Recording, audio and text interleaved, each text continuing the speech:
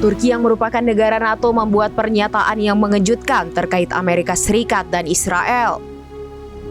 Hal ini disampaikan Duta Besar Turki untuk Teheran, Hicabi Kirlanjik, pada Senin 19 Agustus saat berbicara soal pembalasan Iran ke Israel akibat pembunuhan Ismail Haniyeh. Kirlanjik menekankan bahwa Turki tidak akan ikut campur mengenai pembalasan Iran.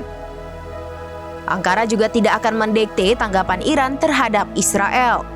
Namun ia menyarankan bahwa negara-negara agresor seperti Israel dan Amerika Serikat harus ditundukkan. Ia juga menyoroti negara-negara yang mendesak Iran untuk tidak menanggapi secara militer. Menurutnya, negara-negara itu tidak menawarkan solusi alternatif. Oleh karena itu, Kirlanjik mengatakan bahwa Iran akan membuat keputusannya sendiri.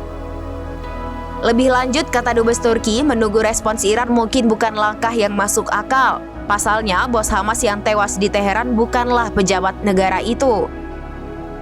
Ia menilai kematian Haniyeh bukan semata-mata tanggung jawab Iran, melainkan juga semua negara di kawasan itu.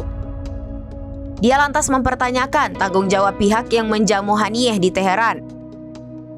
Sementara itu, Menteri Luar Negeri Turki Hakan Fidan juga mengutuk dukungan Amerika Serikat terhadap tindakan Israel.